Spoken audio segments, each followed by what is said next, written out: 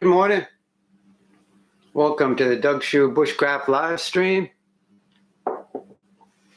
Looks like we have some people coming in. Good morning to you. Life is good. We have coffee.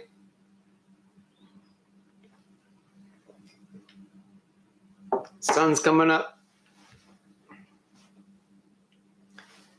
Today we're going over shelter, specifically the clothing microclimate. Rough draft, copyright 2022. I want to be able to go out in the woods and not die. If we get right down to it, that's my most basic objective. But I want more than that. I don't want to just barely survive or scrape by. I'd like to thrive. I want to be healthy and happy. Life is good. Life can be good in the woods. And I'd like you to thrive as well. If I could teach you to look at the world differently so that your whole life changes for the better, then that would be wonderful. And be not conformed to this world, but be transformed by the renewing of your mind. So that's my goal. I'd like to make it possible for you to live the kind of life you always dreamed about. And it can happen. Why not? I see all kinds of other people being amazingly blessed. Why not you? Whole life transformation. It sound good to anyone out there?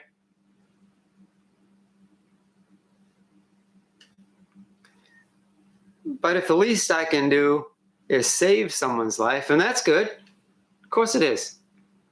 I'm talking about, for example, a person who would have succumbed to exposure.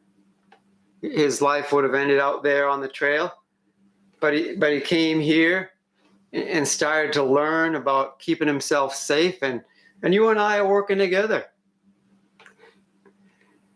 He helped me write this book, and you're putting information in the chat and in the comments. And this is a community. We're like a tribe or a family. So let's say the man came here and he started to learn about survival, and we saved his life. He didn't die out there in the woods. And I'll take that. I mean, for now. But since he's still around, he can receive mentoring. We can start to build him up. And not only does he have life, but he can work hard to make that life all it can be, reaching his full potential. Staying alive in the northeastern woodlands, we have to address misconceptions. Many people think hypothermia is only an issue in really cold temperatures, bitterly cold temperatures. Nope. No. It only has to be slightly chilly. And here's why. It's because your body tries to maintain its temperature around 98 degrees Fahrenheit. So if the air temperature is less than that, it takes effort on your body's part to stay warm. So my example is a cup of hot coffee. Okay, but let's say you forget it. You set it down somewhere. You come back a long time later, and the coffee in the cup isn't hot anymore. The coffee is now air temperature, room temperature, right? We all know this principle. And by the way, that's a waste of good coffee. Don't do that. You have to excuse me. And good morning, Psalm 23. Good morning, Mountain or MT Woods Runner. Guess that's Montana Woods Runner. Smiley face. I got a smiley face too because life is good. Okay, back to this principle that we all know. You just can't leave your coffee sitting out, your hot coffee, come back a long time later and expect it still to be hot. It cools down to air temperature. If you wanted it to still be hot, you'd have to put it on one of those hot plates meant for keeping hot beverages warm, coffee warmer, whatever they call it, tea warmer, I don't know. Well, you'd have to do something. If you wanted to keep it hot, it would take effort on your part, and you're burning energy, either plugging it into your electrical outlet, or you keep it warm on a gas stove or over your wood stove or something. It takes effort, energy to keep it hot. And your body is the same way. So I think one problem is that informally, many people refer to succumbing to hypothermia as freezing to death, which I think implies an air temperature of below 32 degrees. But that's not true. The reality is we lose a lot of people when the air temperature is in the 40s Fahrenheit, and we lose some when it's in the 50s. The 50s. You freeze to death, so-called, when it's way above freezing. All right. And one reason is there's a larger issue here than hypothermia. What we're really talking about is exposure. And, human life is a process. I mean, talk to a doctor. There's all kinds of organs with many different processes to keep you alive. And the way that doctors, I've been told, look at death now is that's also a process. So out there in the wilderness, hypothermia is one thing that your body's fighting against. There are many others.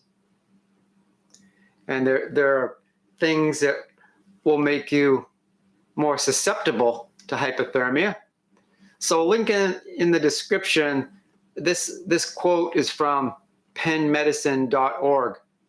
Quote, "You're more likely to develop hypothermia if you are very old or very young, chronically ill, especially people who have heart or blood flow problems, malnourished, overly tired, taking certain prescription medicines, under the influence of alcohol or drugs," unquote. So let's say, for example, someone gets lost or stranded way out in the woods. After a time, what are the chances you think he becomes malnourished?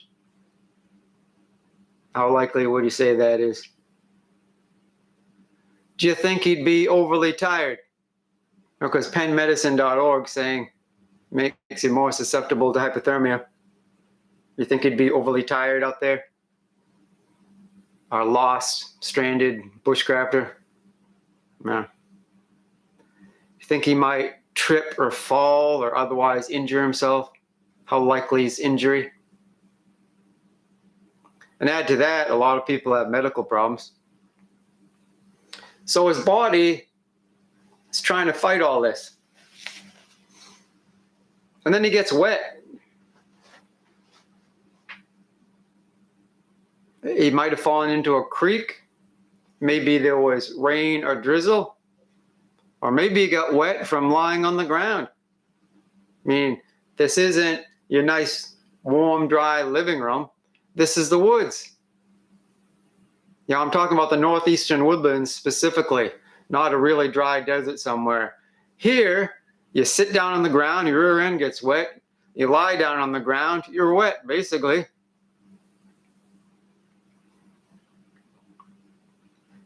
So it gets wet, the sun goes down, the temperature drops into the 40s, a wind comes up, and then the water on his skin and the water on his clothes starts to evaporate. And that cools him down. It's the laws of physics. It's the same principle that makes your refrigerator run and your air conditioner.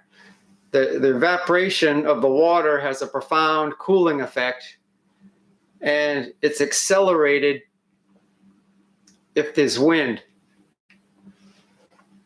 MT Woods Runner, I lost a brother from hypothermia in the Bay of Fundy, and he was a wilderness guide. I'm sorry to hear that, but I mean, if good can come out of something, right? You know, if it were me, I'd want good to come out of it. So we're warning people of these things, and it can help them, can save somebody else. So in our example of the lost hiker, he likely dies from exposure that first night, and it wasn't bitterly cold, sub-zero temperatures.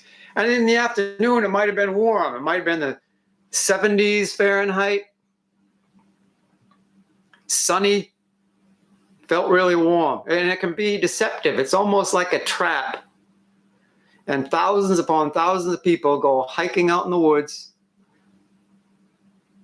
and they don't realize the danger. So if you don't want to die out there, you need shelter. And you should bring shelter with you. The most basic shelter is your clothes. Your body tries to regulate its temperature, keep itself warm where it wants to be, but it takes effort, it burns calories, and your body can only do so much. Your body needs help if it's out in the natural environment. So your clothes create a microclimate in which your body can more easily survive. It's tough out there. You need all the help you can get. So you need the right clothing. But what is that? What sort of clothing should you have? So I'll quickly summarize. I mean, we have lots of time here if we keep meeting every Monday. You know, we got time. So I'll quickly summarize. You need rain gear and insulation. You can die in only slightly cool temperatures if you get wet. And in the northeastern woodlands, water frequently falls down from the sky, so rain gear is a must. If you don't want to die, bring rain gear. There are basically two kinds of rain gear, breathable and impermeable. A lot of products are marketed as waterproof, which aren't by my definition. To me, waterproof is something like solid rubber or vinyl, something that like a trash bag where water can never soak through. It's impossible. But there are many jackets and other articles of clothing that are marketed as waterproof. But if you look at the fine print, you see that water eventually will soak through. If there's a light rain or drizzle, it will the water will run off. But in a driving rain, the jacket will get soaked, and you'll get soaked, and then you can die. But despite that, I think that breathable fabrics have their place, and I wear or carry them almost every day. And it's because impermeable clothing has its limitations. I wouldn't typically go hiking in like one of those old-fashioned solid vinyl or rubberized rain jackets because it's too stuffy. And yes, I mean, it would shed 100% of the water, but then I'd get wet on the inside, get soaked from my own sweat. So this is what I do. This is my method in particular. I have breathable rain gear, a Gore-Tex jacket, something similar, and pants or gaiters that are a breathable fabric. But then I have an impermeable poncho with a hood. So if it's light rain, I can just wear the Gore-Tex or equivalent. But if the rain increases in intensity, then at some point I put on the poncho, which never soaks through. And the poncho doesn't make me sweat because it's light and airy. It's opened on the sides. It's just kind of like draped over me. So personally, a poncho like that doesn't make me sweat. And as I'm hiking, I still have the Gore-Tex on underneath that. An arm pokes through, so a little bit of rain gets on it. But that's okay, because I can always put it back under the poncho. As long as my arms or legs aren't out in the driving rain for a long time, I'm fine. And then under the rain gear, if it's really cold weather, under the rain gear I have insulating layers. I might have wool or synthetic insulation like polyester fleece. If it gets even colder than that, then I want polyester fill. Some call it a puffer jacket. And I need to have the amount of insulation appropriate for the season and not the temperature when I headed out. I remember, just went over that story about a man who left. It was sunny and the temperature was in the 70s. And he succumbed to hypothermia and perished that first night. That's actually common. So I don't want to dress or have clothes with me in my pack for the temperature it is when I'm heading out. I want, if I'm not wearing it because it's presently warm, it'll be in my pack, but I want enough insulation so I can deal with historically the coldest temperatures for that area in that season. Another factor I think about is drying time. Even with rain gear, you're still going to get wet or damp. It's inevitable if you're trying to live outside. And I require clothing that dries quickly. The quicker, the better. What I don't want is like a cotton sweatshirt. This one is 100% polyester with a polyester fleece. So this is good for survival, in my opinion. But there's also ones that look like this. They feel different if you know the feel. But they look, to me, exactly the same. But they're 100% cotton. And there's other sweatshirts without the fleece. And there's actually sweaters. But you look at the tag. It looks like a nice warm sweater. Look at the tag, it's 100% cotton. So something like that, I don't want on the trail. Inside your house is fine. Out on the trail, no, because if that gets soaked, it's like trying to wear a soaking wet bath towel, and actually does more harm than good. Especially if a wind comes up, it's cooling you a lot more. It's not warming you at all. It's promoting your cooling.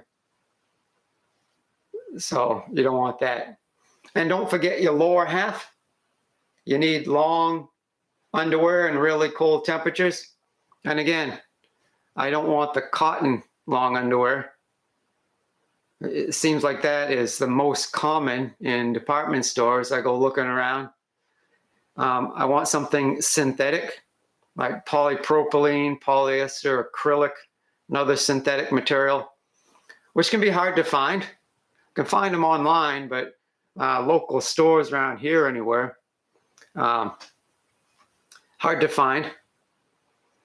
So one strategy that I've found, I use, is to wear sweatpants under my pants, but not cotton sweatpants, which I think, unfortunately, is the most common sweatpants. If it gets wet, it's more harm than good. And plus, cotton takes a long time to dry, right? So no. But a synthetic material sweatpants. And I've discovered that with me anyway, BDU pants or a similar sort of pants, the long underwear will fit underneath and it's comfortable and it's loose. Most long underwear I've ever worn is somewhat tight, whereas sweatpants are loose and it just feels better to me. So I do that quite a bit, actually.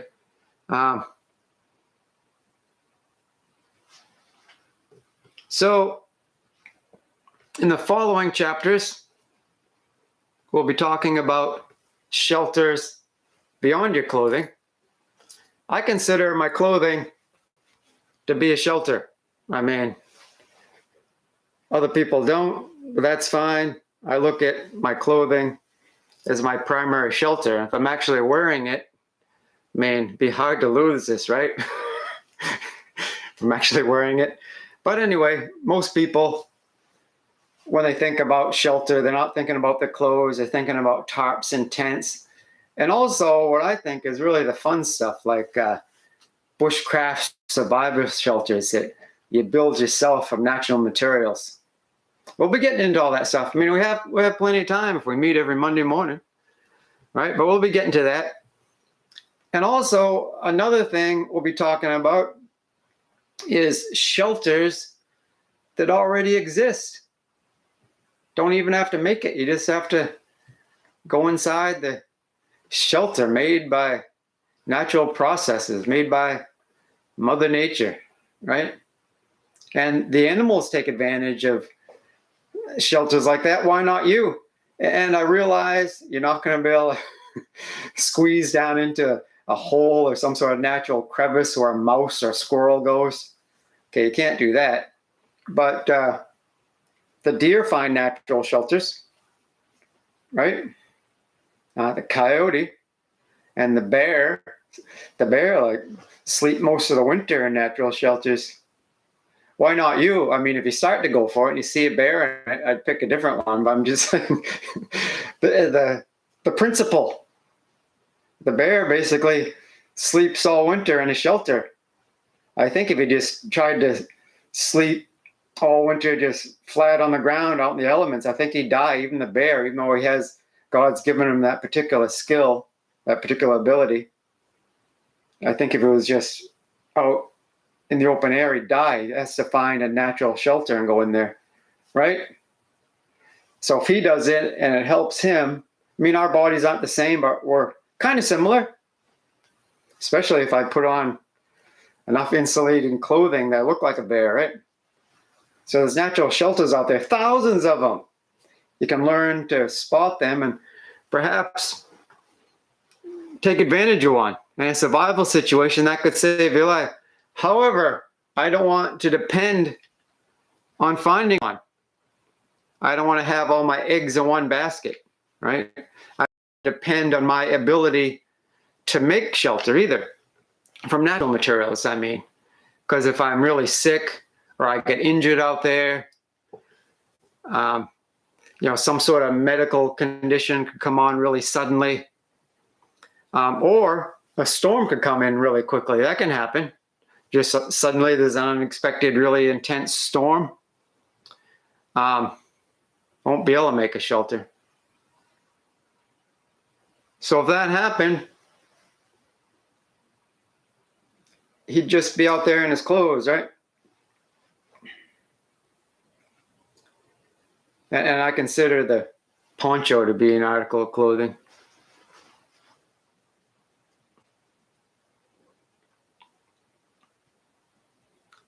How precious is your unfailing love, O God? All humanity finds shelter in the shadow of your wings. Psalm 36, verse 7, NLT. Amen. Well, I've had some comments so far. Anyone have any questions or comments, things they'd like to share?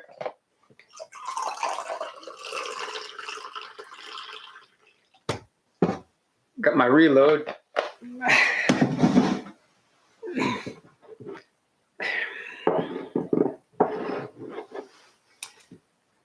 I got a full cup of coffee. We could be here for some time, but it's up to you.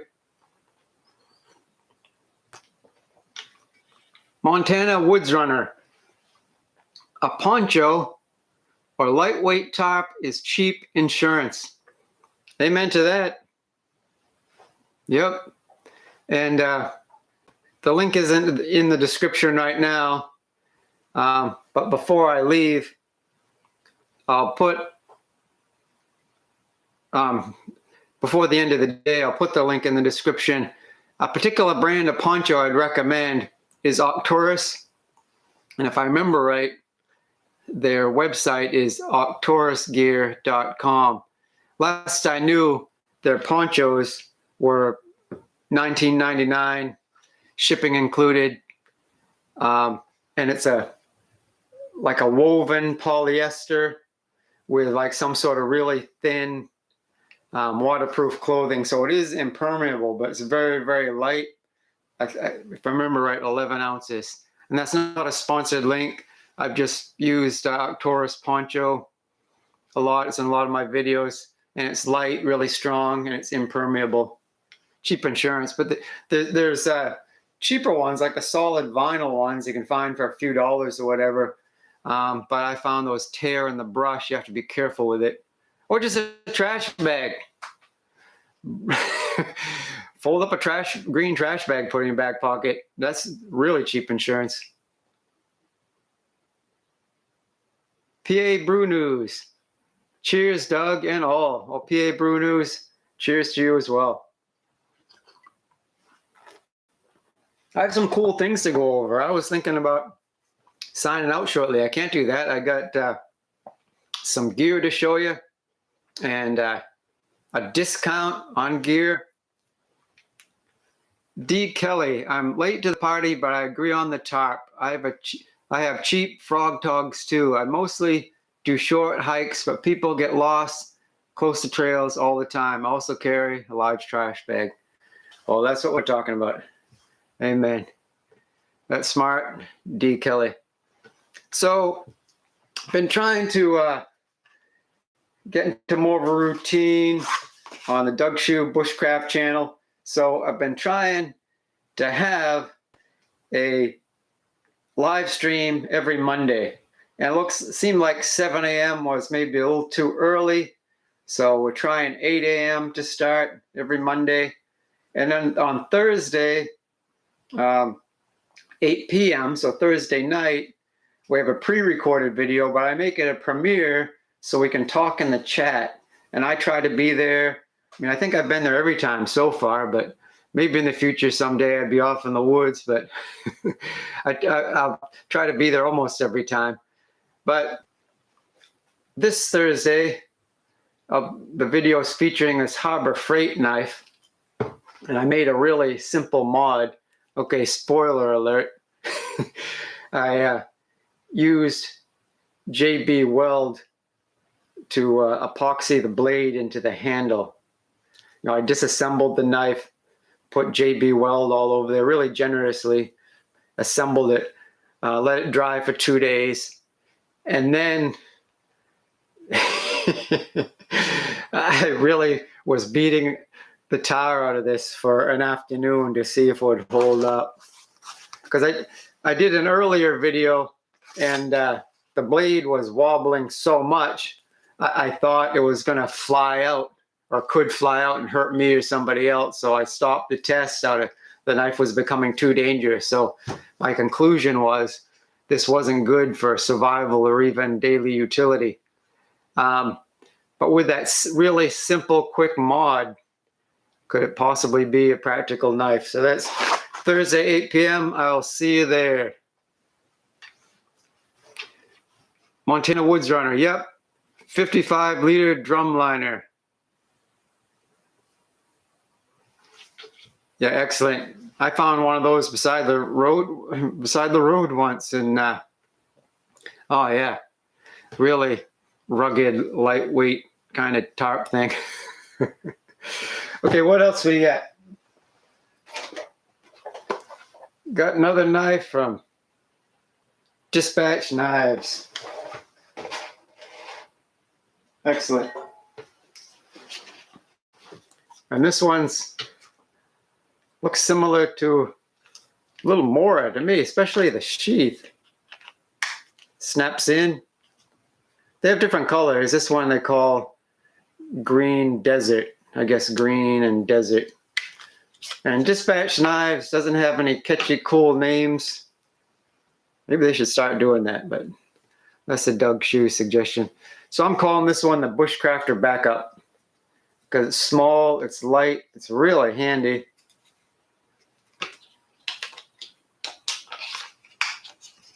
Just seems similar to a Mora to me. It's not standard grind. Not that it has to be. I'm just saying that's a difference from a Mora. Got a pretty beefy blade. But then there's the hollow grind from there down to the final edge. So Dispatch Knives is putting out a Bushcrafter knife. Got a place for it. Got a belt loop. So anyway, won't be this Thursday, but it'll be soon. I'll be having a full review and test of that. And link in the description, you can look at the knife. And this time how it works is they gave us a code for Doug Shoe Bushcraft viewers. You put in the code, you enter the code at the checkout, I believe, and you'll get 30% off. And it's an inexpensive knife. I'm forgetting, guys. I'm sorry. I meant to write it down and I forgot. But it's a budget knife, particularly with the Doug Shoe Bushcraft Tribe discount. And I've been talking to one of their reps, and that person's been talking to one of the higher ups in the corporation and in the company. And they say they're going to keep giving us discounts. So this is a sponsored video because they sent me the knife for free. Not getting a salary. Not rich and famous yet. Okay, what else?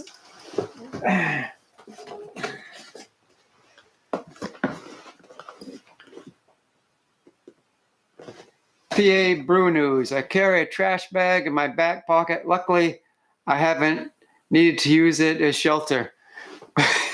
Well, I have. Glad to have had it. Works well, camping under a trash bag. It's good to have two. Set one underneath you, unless it's some sort of drum liner or something. It's big enough to make a roof and a floor. PA Brew News. Getting some new wool clothing articles to try out this winter. Yeah, I love wool.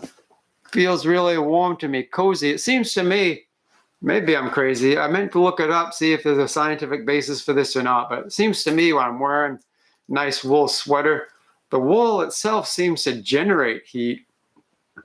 And if it gets a little bit damp, I try not to get it damp. But it seems if wool gets a little bit damp, it seems like it even generates more heat. But maybe that's just me. D. Kelly, Montana Woods. I'm in Montana too and heading to the woods today. Doug, do you prefer winter camping? I sure love fall best. Thank you for reviewing knives.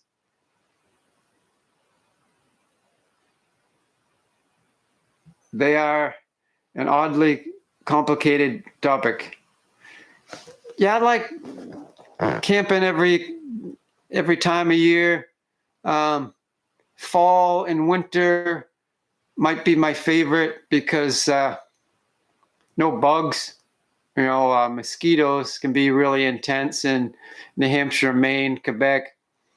And then fall and winter. Winter might be my favorite because if we get snow cover, then there's not a fire danger, or not much of a fire danger. You set a snowbank on fire accidentally, you're doing something wrong. And snow can actually be insulation. But in the White Mountains, particularly the presidential range, winter can be really, really dangerous in New Hampshire. So there's that. But yeah, winter might be my favorite. They're all my favorite, though. PA Brew News. Congrats on your business relationship. Still hoping you can get your own signature knife series in the future. Well, thank you. That would be awesome. I'm working with people. But, I'm into budget gear and expensive things too. That's fine. But it's just, I grew up poor My dad worked really hard. My mom, I never lacked for anything, but we were below the poverty line. I didn't know it. I thought we were rich because I just saw everything was fabulous and I was happy. But, as a teenager, wanted to go hiking, do a little bit more exploring, like the mountains and things. I was buying gear and I was on a budget. So that's where my mind's at. I mean, I had, ancestors made it through the Depression and things like that, and instilled principles like that to me. So, there's no shame in it. Somebody's brought up poor or is poor. And also there's people tuning in from all over the world. And, there's a definite need for budget knives you buy new, or using what you have with knives and gear in general. So that's where my mind's at. But, a signature knife, wow. Be awesome. And thank you. Montana Woods Runner. Howdy D, Kelly. Be safe. PA Brew News. No bugs is best. I agree. In the winter, all the bugs die. Except for, we do have snow flies. It's not mythical. It is a thing. And once in a while, you can see mosquitoes in the winter. I've never get bitten by a mosquito in the winter, but you can see one or even several mosquitoes in one area. Usually where I find them is in the swamp where there's falling over trees and the roots are sticking up. And I guess is like talk about microclimate. I'm assuming that there's some sort of microclimate there where they don't freeze to death and they can get somewhat frozen and revive, I believe. PA Brew News. We've been mushroom hunting. Fall is a great mushroom season here in PA. Yeah, nice. D. Kelly, last year for Christmas when we made EDC bags for our grandkids, and the granddaughter hit a deer outside of Dillon. She had wool blankets, stove, fuel, and all kinds of stuff in a kit. Wow. There's a moral to the story. Nice real life example. PA Brew News, looking forward to hunting, trapping season, and setting up base camp in the woods. In New Hampshire, it's hunting season now. I think bow hunting and different things. I forget all the schedule. But so now that's why I was wearing orange in one particular area. It's bear season and deer season, I think. PA Brew News, that's awesome, D. I agree. So, what else do we got? Matt KO, heated gloves. So this is another sponsorship, meaning they sent it to me. I didn't have to buy it. And I'm not recommending this to other people, but I ride a motorcycle year round, been doing it for years and years, decades, I think. Obviously, I'm careful about black ice and things, but I ride in the winter, and I bought a really expensive set of heated grips to install on one of my motorcycles. I mean, my tradition is to set up one bike at least as my winter bike. I mean, I can ride it in the summer too, but winter's coming, and I set it up as a winter bike. And that was a few years ago. I think 2, maybe 3 years. I bought this heated grip set and never installed it. But Matt KO sent me this set of heated gloves. And it'll take a little while for the video to post. I'd like there to be snow in the background because you have snow in the background makes it look cold. I mean, I can tell people it's 0 degrees. I mean, it can actually be 0 degrees or in the teens or something, but if there's dead grass and trees without leaves in the background, somehow it doesn't register. But if there's snow, particularly if there's like a river or a brook with like ice, but you can see the water flow, and that looks really freezing. So I'm trying to, I mean, they're nice to me, more than nice. That was awesome. Sending me some heated gloves. So there will be a video, a review video coming up, but just trying to say it'll be a little while. So there's a battery in each one. There's no like cords coming off or anything getting in the way. There's just a battery in here, which isn't very big, doesn't weigh very much. I noticed it at first, but then they don't really even notice it. And they're like a little bit armored, not too much so it's bulky or anything, but a little bit armored on the back, leather palm. It's like a really nice gauntlet style glove. Cinches up if you want it to, cinches to your jacket in the back. This cinches to your wrist. So it'd have to be bitterly cold, I think, for me to need the heat. But you want the heat, you just press the button, hold it for a while. Then there's 3 different heat settings.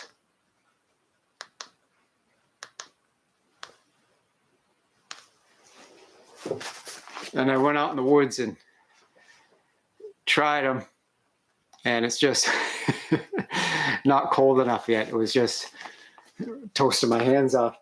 I mean, you can, a bit of cold, I'm pretty sure it would be wonderful, but gotta wait for some colder temperatures.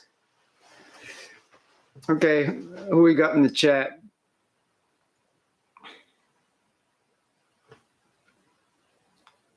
PA Brew News, that's a good idea. Orange is a must now. Heated gloves, wow, fancy stuff. Ha ha ha, excellent. Yeah, and I forget if I told you, but the link is in the description for that particular model of glove. PA Brew News, I was told to get heated grips for my 4-wheeler. I never got around to it. Well, I actually bought a do-it-yourself set, I think, off eBay. Been 2, maybe 3 years.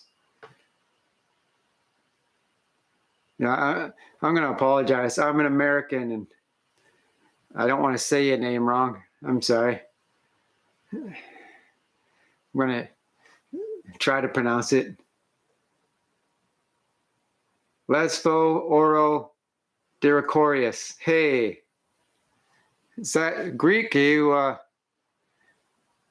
coming to us from another country? That's awesome. Welcome to the family. Welcome to the tribe. PA Brew News, they look awesome, and I agree.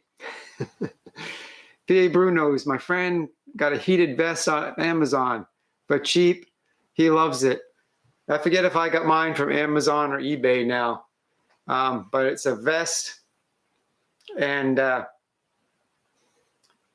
has 2 pockets on the front, like lower front, and it has a USB connector in each one, and then those battery packs that can be up to like this big. You want to get one that's kind of flat and up to like about this big. Will fit in the pocket and you plug it in. You know, the power banks they sell. And that's good because you don't need a particular kind of battery. I think mine was might have been unbranded or a no-name cheapo, but it's been working, I forget how long, maybe 5 years now, no problems. PA Brew News, when it's 20 below, you'll love them. Yeah, I mean, I didn't want to give people a wrong impression. Maybe I ordered it wrong, saying, you know, it was in the 40s or 50s, and I wore these, and it was too warm even without the heat. And then I turned on the heat, and it was like toasting my hands off. I mean, I could turn it down, but you know, 20 below. And I've ridden a motorcycle in the teens below and gone up to like 50 miles an hour, I think. It's cold. And my jacket rode up, and I didn't have the gauntlet gloves like this. I just had gloves that end kind of here. So my jacket rolled up, and I got, one of the times, I got frost nip. I mean, that's what I think it was. It's self-diagnosis, and I'm not an MD. You guys know that. Backwoods doctor doesn't count. Right. So I got like, it was like an open sore and it scabbed over. I think it would be diagnosed as frost nip if you actually had a doctor look at it. D. Kelly, my husband got a heated goat last year and he was amazed how nice it was on those early morning mail runs. Montana Woods Runner, you're spoiling that guy, D. LOL. Yeah, I like to be spoiled. I'm sure your husband loves it as well. Well, it's getting a little bit late, but got some more coffee. I think I got some in the reload.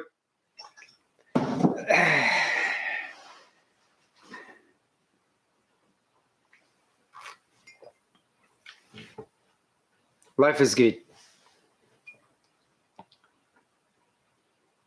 PA Brew News. I had a rollover in my truck years ago. Freezing rain, smashed all the windows out. I got it back on its wheels and drove home. No coat, short sleeves. Anything over 25 miles per hour. I was freezing. Ha ha.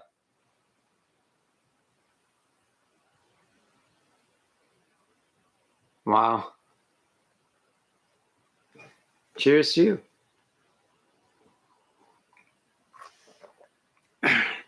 Yeah, my winter bikes, I put a fiberglass fairing. They used to call it a bat fairing, where part of the solid fiberglass goes over where the grips are, and then you have a plexiglass windshield. Some people don't like windshields. I don't like the look of them, but I like not getting frostbite, getting too cold.